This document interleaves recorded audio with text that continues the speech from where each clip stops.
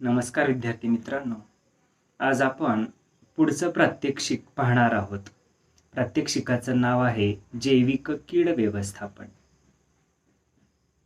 तर विद्यार्थी मित्रांनो, आपण थेअरीमध्येही शिकलेलो आहोत जैविक कीड व्यवस्थापन म्हणजे काय.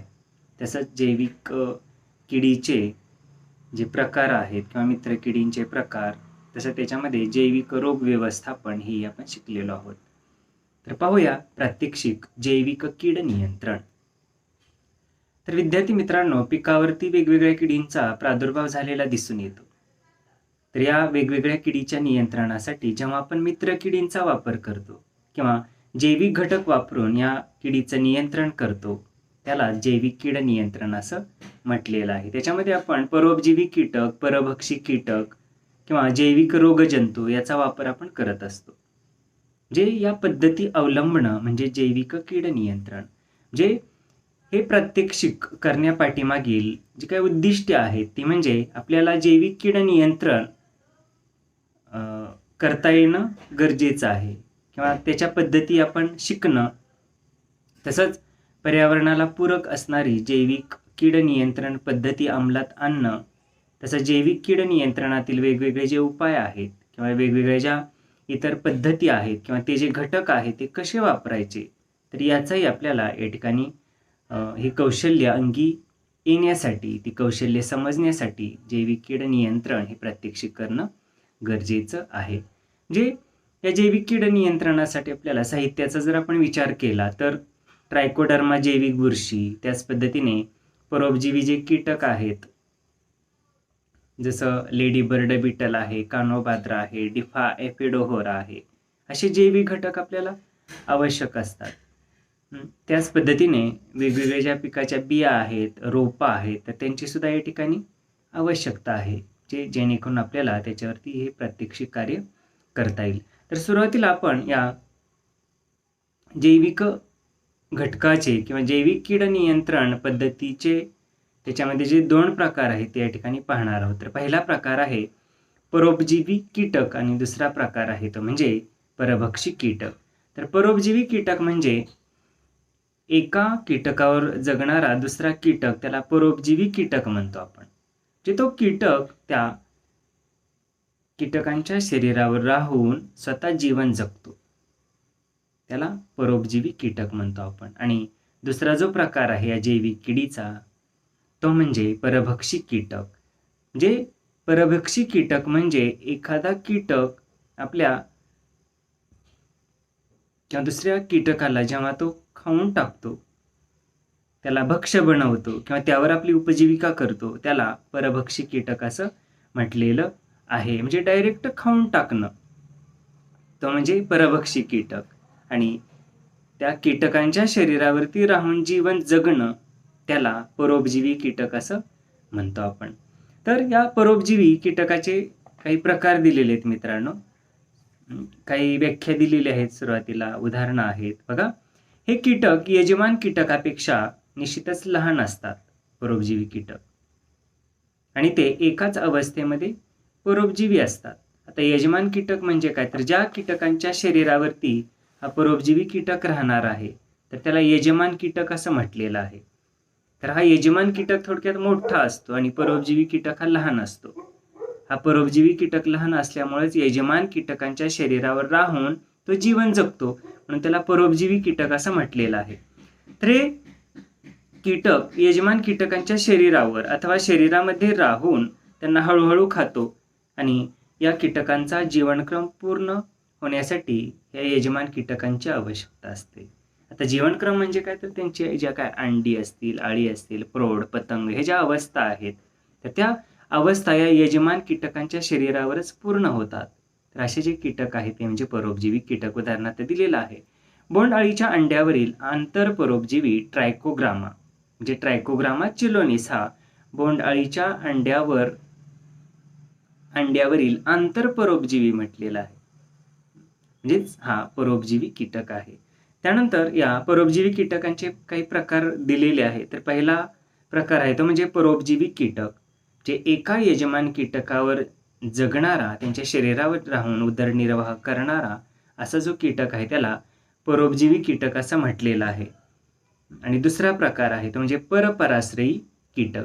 जे एका परोपजीवी कीटकावर दुसरा परोपजीवी कीटक जर जीवन जगत असेल तर त्याला परपराश्रयी कीटक असं म्हटलेलं आहे. ही पहिला होता परोपजीवी कीटक, म्हणजे एका परोपजीवी कीटकावर जगणारा दुसरा परोपजीवी कीटक म्हणजे परपराश्रयी कीटक होय. नंतर तिसरा प्रकार आहे मित्रांनो बहुपरोपजीवी कीटक. म्हणजे एका यजमान कीटकांच्या प्रजातीवर एकापेक्षा अधिक जर परोपजीवी कीटक जीवन जगत असतील तर त्याला बहुपरोपजीवी कीटक असं म्हटलेलं आहे. जे एका यजमान कीटकांच्या प्रजातीवर, जे एकच यजमान कीटक किंवा त्या यजमान कीटकांची एकच जात किंवा प्रजात आहे आणि त्याच्यावरती जर अनेक प्रकारचे परोपजीवी कीटक जीवन जगत असतील, उदरनिर्वाह करत असतील किंवा त्यांच्या शरीरावर राहून ते आपला थोडक्यात ते जिवंत राहत असतील किंवा जीवन जगत असतील तर त्याला बहुपरोपजीवी कीटक असं म्हटलेलं आहे. आणि त्यानंतर चौथा प्रकार आहे तो म्हणजे एकभक्षी परोपजीवी कीटक. जे एकाच यजमान कीटकावर किंवा एकाच यजमान कीटकांच्या प्रजातीवर जो एक परोपजीवी कीटक जीवन जगतो त्याला एकभक्षी परोपजीवी कीटक असं म्हटलेलं आहे. एका यजमान कीटकांच्या एकाच प्रजातीवर एकच परोपजीवी कीटक जीवन जगत असेल तर तो म्हणजे एकभक्षी परोपजीवी कीटक होय. आणि या उलट पाचवा प्रकार आहे तो म्हणजे अनेकभक्षी परोपजीवी कीटक. जे एका परोपजीवी कीटक अनेक यजमान कीटकावर जर जीवन जगत असेल त्याला अनेक भक्षी परोपजीवी कीटक असं म्हटलेलं आहे. जे एक परोपजीवी कीटक अनेक यजमान कीटकावर किंवा अनेक यजमान कीटकांच्या प्रजातीवर जीवन जगत असेल, उदरनिर्वाह करत असेल तर तो अनेकभक्षी परोपजीवी कीटक असं म्हणता येईल आपल्याला. तर असे परोपजीवी कीटक म्हणजे काय आणि त्याचे एकूण 5 प्रकार या ठिकाणी आपल्याला माहीत असणं गरजेचं आहे. त्यानंतर दुसरा प्रकार आहे तो म्हणजे परभक्षी कीटक. जे या ठिकाणी आपल्याला म्हणता येईल की हे परोपजीवी कीटक हे परभक्षी जे कीटक आहे ते डायरेक्ट यजमान कीटकांना खाऊन टाकतात. जे निश्चितच हे यजमान कीटकापेक्षा मोठे असतात असं आपल्याला म्हणता येईल. अरे परभक्षी कीटक मोठे असल्याशिवाय ते यजमान कीटकांना ते खाऊ शकणार नाहीत. म्हणून आपण या ठिकाणी हे ध्यानात घेणं गरजेचं आहे की परभक्षी कीटक हे यजमान कीटकापेक्षा मोठे असतात आणि ते एकापेक्षा अधिक अवस्थेमध्ये परोपजीवी असू शकतात. म्हणजे या परभक्षी कीटकांच्या ज्या अवस्था आहेत त्या कुठल्याही अवस्थेमध्ये ते परभक्षी किंवा परोपजीवी असू शकतात आणि ते या भक्षक कीटकास पूर्णपणे खाऊन टाकतात आणि भक्षक कीटक तो आत खाल्ल्यामुळं किंवा शरीरात गेल्यामुळं तो लगेच त्वरित मरतो. एक परभक्षी कीटक अनेक भक्षक कीटकांना खातो. उदाहरणार्थ मावा खाणारा लेडी बर्ड बिटल. ज्या लेडी बर्ड बिटल माव्या बरोबरच इतर सुद्धा कीटकांना तो खाऊन टाकतो. म्हणून या ठिकाणी त्याला परभक्षी कीटक असं म्हणता येईल. जे एक परभक्षी कीटक अनेक भक्षक कीटकांना खात असतो हेही ऑब्जेक्टिव्हसाठी लक्षात ठेवणं गरजेचं आहे. तर मित्रांनो, तर असं जे काही जैविक कीड नियंत्रण आहे ते आपण या ठिकाणी पाहिलेलं आहे. म्हणजे या प्रात्यक्षिकाच्या माध्यमातून आपल्याला परोपजीवी कीटक, परभक्षी कीटक म्हणजे काय आणि हे कीटक किंवा हे प्रात्यक्षिक करण्याचे उद्देश या ठिकाणी लक्षात आलेले आहेत. त्यानंतर जैविक रोग नियंत्रण अशी एक संकल्पना आहे किंवा या प्रात्यक्षिकांतर्गत हेही आपल्याला माहिती असणं गरजेचं आहे. तर जैविक रोग नियंत्रण म्हणजे काय, तर पिकावर पडणाऱ्या वेगवेगळ्या रोगाच्या नियंत्रणासाठी जेव्हा आपण जैविक घटक वापरतो आणि त्या रोगाचं नियंत्रण करतो किंवा तो रोग त्या पिकावरती पडत नाही याच्यासाठी तो एक प्रतिबंधात्मक उपाय ठरतो, तर अशा पद्धतीला आपण जैविक रोग नियंत्रण पद्धती असं या ठिकाणी म्हणतो. तर याच्यामध्ये आपल्याला ट्रायकोडर्मा याचा वापर करणं गरजेचं आहे. मग ट्रायकोडर्माचा वापर कसा करायचा तर ते सुद्धा या ठिकाणी आपल्याला या प्रात्यक्षिकाच्या माध्यमातून शिकणं तर पाठीमागं किंवा थेअरीमध्ये आपण शिकलेलो आहोत, ट्रायकोडर्मा हे काय तर जैविक बुरशी आहे. पिकावर पडणाऱ्या रोगांच्या बुरशीवर ही बुरशी स्वतः वाढते आणि त्या रोगाच्या बुरशीचे तंतू कमकुवत करते आणि स्वतः वाढल्यामुळं निश्चितच त्या पिकावरती कुठल्याही रोगाचा प्रादुर्भाव होत नाही. म्हणून ट्रायकोडर्मा ही जैविक बुरशी वापरून आपण पिकावरील रोगाचं नियंत्रण चांगल्या पद्धतीने करू शकतो किंवा या रोगाचा प्रादुर्भाव आपल्या पिकावरती होण्यासाठी अटकाव होऊ शकतो. तर ट्रायकोडर्मा वापरण्याच्या पद्धती सुद्धा आपल्याला या प्रात्यक्षिकाच्या माध्यमातून शिकणं गरजेचं आहे. तर निश्चितच ट्रायकोडर्मा आपण वापरणं आवश्यक आहे. त्याच्या ज्या पद्धती आहेत त्या एकूण 4 पद्धती आहेत. पहिली पद्धत आहे बियाण्यावरती आंतरक्षीकरण. जे या ट्रायकोडर्माची आपण बीज प्रक्रिया करणं गरजेचं आहे. त्याच्यासाठी आपण प्रथम पिकाचं बियाणं घ्यायचं आहे आणि त्या बियाण्यावरती थोडं पाण्याचा शिंतोडा मारून पूर्णपणे ते बियाणं त्या पाण्यानं चोळून घ्यायचं आहे आणि त्यानंतर आपण ट्रायकोडर्मा पावडर ही 5 ते 10 ग्रॅम प्रति 1 किलो बियाण्यावरती सारखा थर येईल अशा पद्धतीने चोळायची आहे किंवा ती बीज प्रक्रिया करायची आहे. आणि नंतर ते जे बियाणं आहे ट्रायकोडर्माची बीज प्रक्रिया केलेलं बियाणं 2 तास सावलीला सुकवून नंतर त्याची आपण पेरणी करू शकतो. तर अशी ट्रायकोडर्मा वापरण्याची पहिली पद्धत आहे बियाण्यावरती आंतरक्षीकरण. त्यानंतर दुसरी पद्धती आहे ती म्हणजे गादी वाफ्यावर वापर. तर मित्रांनो आपल्याला माहिती आहे तर बऱ्याचशा पिकाची आपण रोपवाटिकेमध्ये रोपं तयार करतो आपण किंवा काही पिकांची गादी वाफ्यावरती रोपं तयार करतो आपण. मग त्या गादी वाफ्यावर रोपं तयार करताना तिथं वेगवेगळ्या बुरशीजन्य रोगांची लागण त्या रोपांवरती किंवा त्या रोपांच्या मुळ्यावरती होऊ नये म्हणून त्या गादी वाफ्यात तयार करताना त्याच्यामध्ये आपण ट्रायकोडर्मा या जैविक बुरशीचा वापर करण्याची आवश्यकता आहे. तर त्यालाच म्हटलेलं आहे गादी वाफ्यावरती ट्रायकोडर्माचा वापर ही दुसरी पद्धती आहे. तर यासाठी आपण पेरणीपूर्वी 10 ते 15 दिवस अगोदर 10 ग्रॅम ट्रायकोडर्मा पावडर 5 किलो शेणखतामध्ये मिसळून घ्यायचे आहे आणि नंतर ते जे शेणखत आहे ट्रायकोडर्मा मिसळलेलं ते 10 चौरस मीटर गादी वाफ्यावरती पुरेल एवढ्या प्रमाणात ते मिसळून घ्यायचं आहे आणि नंतर त्या गादी वाफ्यावरती आपण बियाणं रोपं तयार करण्यासाठी टाकायचं आहे.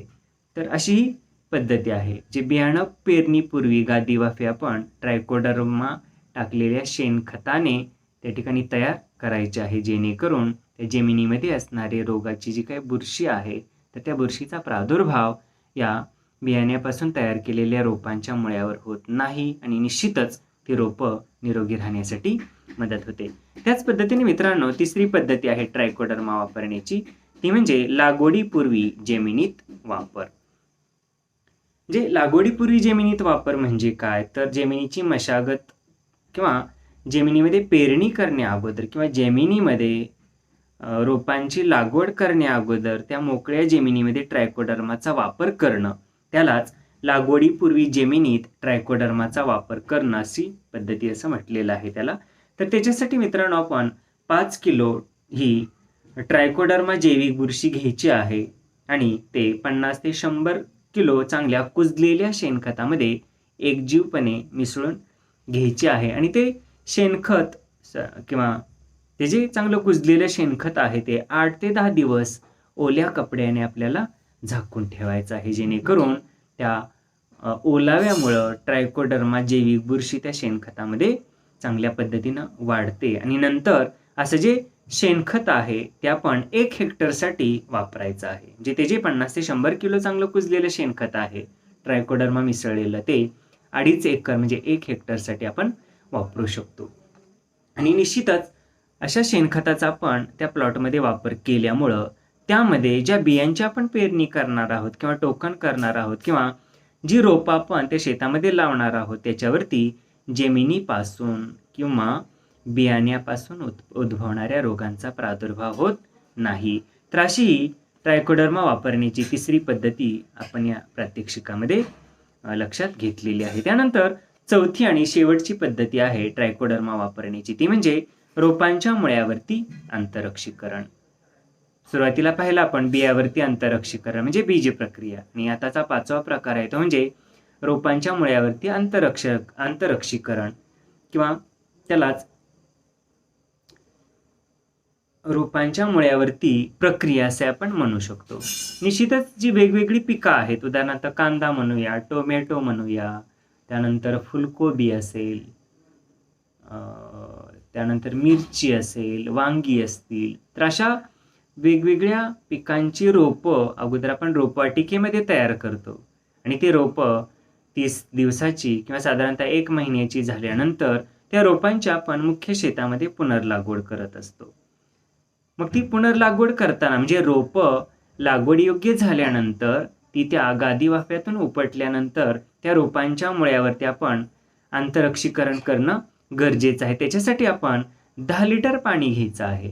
त्या 10 लिटर पाण्यामध्ये 5 किलो चांगलं शेणखत मिसळून त्याचा शेणकाला तयार करायचा आहे आणि त्या शेणकाल्यामध्ये पुन्हा आपण 50 ते 100 ग्रॅम चांगली ट्रायकोडर्मा ही जैविक बुरशी मिसळून घ्यायची आहे आणि त्या द्रावणामध्ये गादी वाफ्यामध्ये तयार केलेली रोपं उपटून त्या द्रावणामध्ये त्या रोपांच्या मुळ्यावरती आपण प्रक्रिया करायची, म्हणजे त्या रोपांची मुळं त्या द्रावणामध्ये बुडवायची आहेत आणि नंतर ती रोपं आपण मुख्य शेतामध्ये लागवड करायची आहेत.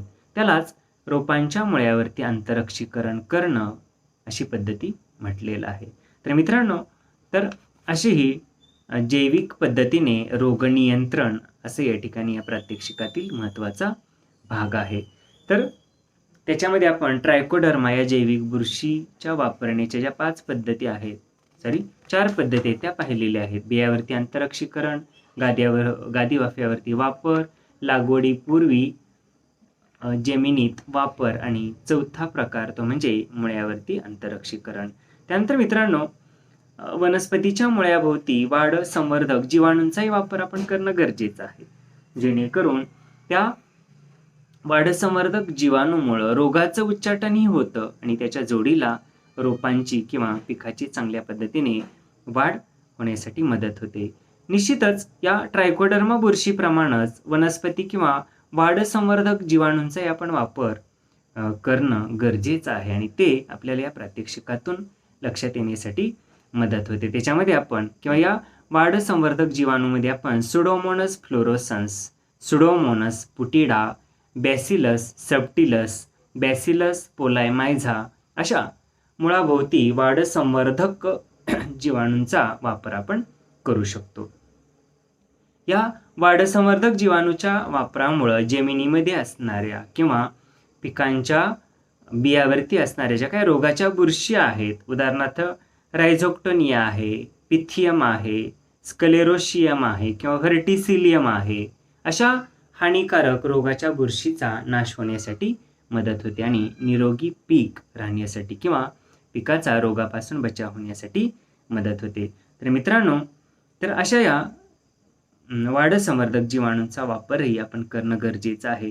तर या प्रात्यक्षिकामध्ये जर उदाहरणच आपल्याला पाहायचं म्हटलं तर फुलकोबीवरती जो जीवाणूजन्य रोग घाण्या, ऑब्जेक्टिव्हला लक्षात ठेवा, घाण्या हा फुलकोबीवरील महत्त्वाचा रोग आहे आणि तो जीवाणूजन्य रोग आहे. तर या जीवाणूजन्य रोगाची बाधा फुलकोबीला होऊ नये म्हणून आपण या फुलकोबीच्या बियाण्यावरती पेरणीपूर्वी किंवा त्याची रोपं तयार करण्यापूर्वी 10 ग्रॅम प्रति 1 किलो बियाला या सुडोमोनस फ्लोरोसन्स या जीवाणूची बीज प्रक्रिया करणं गरजेचं आहे, जेणेकरून घाण्या रोगात